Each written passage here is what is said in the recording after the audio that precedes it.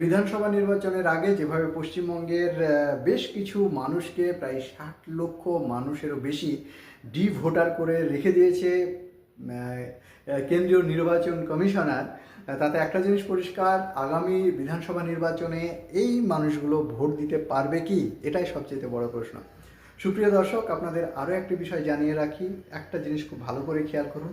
মুসলিম অধ্যুষিত যে সমস্ত জেলাগুলো আছে, বিশেষ করে মুর্শিদাবাদ, মালদা, বীরভূম, এই দিনাজপুর, এই জেলাগুলোর ভোটারের সংখ্যা, আমি সরাসরি বলছি, আমি ওই কোর্টে বিচারাধীন ইত্যাদি বিষয়ে আমি যেতে চাইছি না, সরাসরি বলছি ভোটার করে রেখেছে।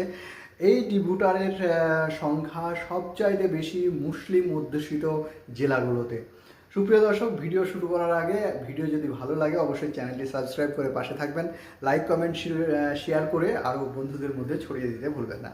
এই মুহূর্তে সবচাইতে গুরুত্বপূর্ণ যে বিষয়টা, ভারতবর্ষে যখন মিথ্যা প্রতিশ্রুতি দিয়ে ক্ষমতায় এসেছেন মোদী সরকার, বর্তমানে কেন্দ্র সরকার, সেই কেন্দ্র সরকার সুতোর উপরে যখন ঝুলছে, এই রকম পরিস্থিতিতে সবচাইতে গুরুত্বপূর্ণ পাখির চোখ করে বসে আছে পশ্চিমবঙ্গকে, এবং পশ্চিমবঙ্গকে যেন তেন প্রকারে এখানে বিজেপি সরকার চাই, বিজেপি সরকার চাই, বিজেপি সরকার করতেই হবে, এইরকম একটা মিশন নিয়ে নেমেছে বর্তমানে এই নরেন্দ্র মোদীজির দ্বারা সবচাইতে বেশি পরিচালিত এই জ্ঞানেশ কুমার, যিনি আছেন নির্বাচন কমিশনার।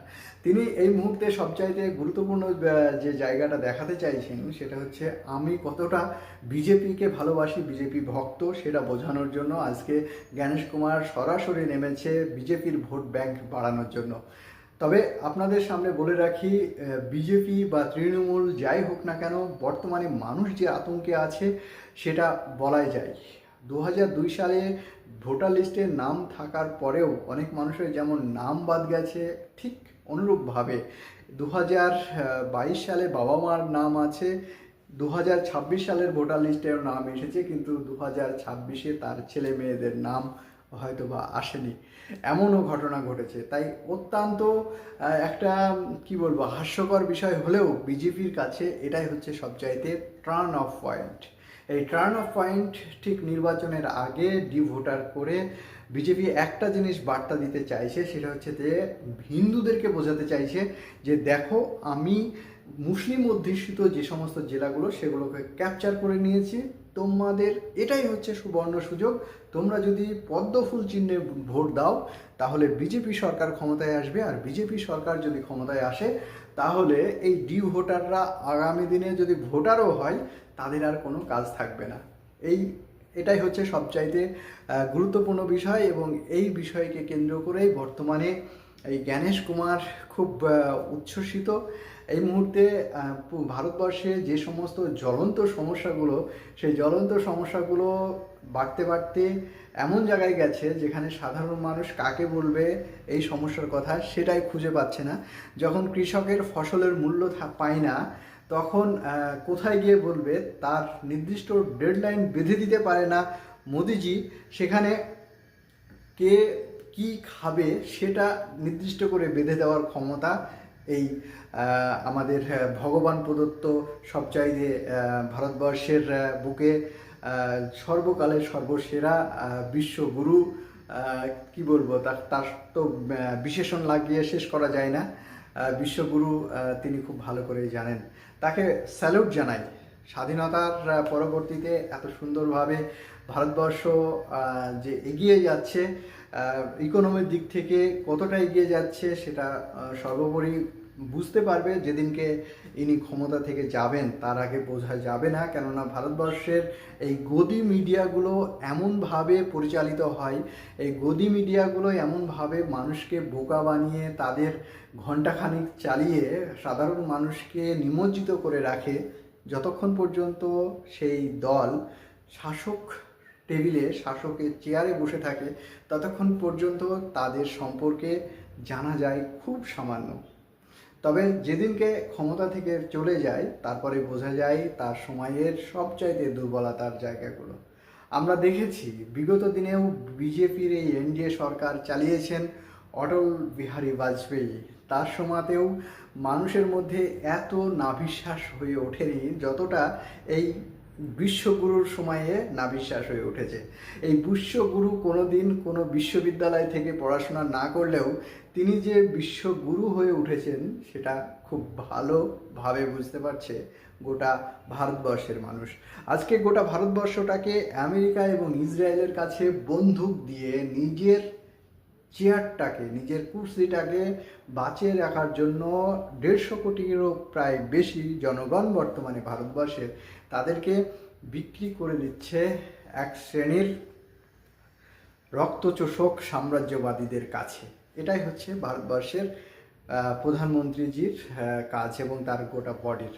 যখন নিজেরা রাজনৈতিকভাবে সম্পূর্ণভাবে পদদুস্ত হয়, সম্পূর্ণভাবে পরাজিত হয়, তখন এই বিজেপির এনডিএ সরকারের শেষ হ্যান্ডস হিসাবে তারা কখনো রাজ্যপালকে ক্ষমতায়নে ব্যবহার করে, কখনো কখনো রাষ্ট্রপতির মতো একজন নিরপেক্ষ একটা পদকেও এরা বিজেপির কাজে ব্যবহার করতে ন্যূনতম ভাবে না। নির্বাচন কমিশনারকেও সেই একই রকমভাবে ব্যবহার করছে। ভারতবর্ষের সুপ্রিম কোর্টের বিচারপতিকেও একই রকমভাবে এই বিজেপি সরকার দ্বারা আপ্লুত করা হচ্ছে বা ব্যবহার করার চেষ্টা করা হচ্ছে। তবে আপনাদের কাছে বলে রাখি, বিজেপি এমন ট্র্যাডিশন যদি দিনের পর দিন চালিয়ে যায় তাহলে অদূর ভবিষ্যতে ভারতে জটিল সমস্যা হতে পারে, এমনটাও মনে করছে বিশেষজ্ঞ মহল। প্রিয় দর্শক, আপনাদের সামনে আরও একটি বিষয় বলে রাখি। এতদিন পর্যন্ত ভারতবর্ষের অপোজিশনের সবচাইতে শক্তিশালী কংগ্রেস, বর্তমানে কংগ্রেসের যিনি বিরোধী দলনেতা, তাকে তো এতদিন পর্যন্ত টাপ্পু বলে কাটিয়ে গেলেও আজকের দিনে দাঁড়িয়ে তাকে কথা পর্যন্ত সংসদের মধ্যে বলতে দেওয়া হচ্ছে না। এটা গণতন্ত্রের সবচাইতে গলা টিপে হত্যা করার মতো। একজন লোকসভার স্পিকার ওম বিড়লার মতো একজন নিরপেক্ষ মানুষকে যেভাবে বিরোধী দলের যে সমস্ত সদস্যগণ আছেন তারা তার এগনেস্টে যে একটা অভিযোগ নিয়ে এসেছে এই মুহূর্তে, এটা কিন্তু নজিরবিহীন। এইরকম ঘটনা বিগত দিনে ভারতবর্ষের ইতিহাসে ঘটেনি। অতএব পক্ষপাতমূলক ব্যবহার, ভারতবর্ষের সাংবিধানিক পদগুলোতে যারা বসেন তারা যদি পক্ষপাতিত্বমূলক ব্যবহার করেন তাহলে এটা অত্যন্ত দুর্ভাগ্যজনক। সেই দুর্ভাগ্যজনকের উচ্চ চূড়ায় এই মুহূর্তে আমরা বসে আছি। অন্যদিকে আমরা যেগুলো আপনারা জানেন না, ভারতবর্ষের দুটো যেমন সিস্টেম আছে, একটা গণতান্ত্রিক পদ্ধতিতে যেমন ভোট দ্বারা নির্বাচিত হয়, তাদের সঙ্গে সঙ্গে একটা সংবিধান পড়াশোনা করে তাদের আইপিএস আইএস বা এই ধরনের লেভেলের চাকরি পেয়ে তারা দেশকে সুষ্ঠুভাবে পরিচালনা করার চেষ্টা করেন, সংবিধানকে মেনটেন্স করে। তাদেরকে পর্যন্ত আজকে বিডিও এসডিও থেকে শুরু করে আজকে সংবিধানের যারা সচিবগুলো বসে আছেন তাদেরকে পর্যন্ত আজকে ব্যবহার করতে ন্যূনতম পিছুপা হচ্ছে না বিজেপি সরকার। শাসক দল যে যেখানে থাকে তখন সেই সচিবালয়গুলোকে সুন্দরভাবে ব্যবহার করে আসছে বিগত দিনে, কিন্তু সরাসরি ব্যবহার করতে বিগত দিনে আমরা না দেখলেও আজকের দিনে দাঁড়িয়ে যেভাবে সরাসরি দেখতে পাচ্ছি, রাষ্ট্রপতির মতো একজন উচ্চ পদস্থ ভারতবর্ষের সবচাইতে নাম্বার 1 একজন পার্সনকে তার নিজের রাজনৈতিক কার্যকলাপে সত্যি যদি ব্যবহার করে থাকেন তাহলে এর চাইতে দুর্ভাগ্যজনক আর ভারতবর্ষের ইতিহাসে ফিরে আসবে না, বিগত দিনেও ছিল না। সুপ্রিয় দর্শক, আপনাদের কাছে শেষ একটি প্রশ্ন করতে চাই। আপনারা জানেন ভোট আসলেই এই ধরনের সমস্যাগুলো আসে, কখনো এনআরসি, কখনো সিএএ, কখনো বা এসআইআর। এক কথায় সাধারণ মানুষের পরিষেবা দেওয়ার নাম করে গণতান্ত্রিক পদ্ধতিকে বাঁচিয়ে রাখার জন্য যে গণতান্ত্রিক পদ্ধতিতে এই ভারতবর্ষ চলার কথা এবং আমরা বাবা সাহেব আম্বেদকরের সেই সংবিধানকে মান্যতা দিয়ে আজকে যেভাবে সংবিধানকে বারবার পরিবর্তন করে তাদের মন গড়া এবং ভারতবর্ষের আপামর মানুষের বিরুদ্ধে আচরণ করে গোটা ভারতবর্ষের সাধারণ মানুষকে বিপদের মুখে ঠেলে দিচ্ছে, এই বিজেপি সরকার, এর দায়ভার কাদের? বিজেপি সরকারের নাকি আমার আপনার মতো আপামর জনসাধারণের?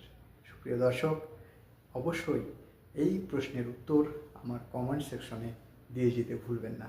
শেষ পর্যন্ত থাকার জন্য অসংখ্য ধন্যবাদ। আমার চ্যানেলে যদি প্রথম হয়ে থাকেন, অবশ্যই আমার চ্যানেলটি সাবস্ক্রাইব করে পাশে থাকবেন।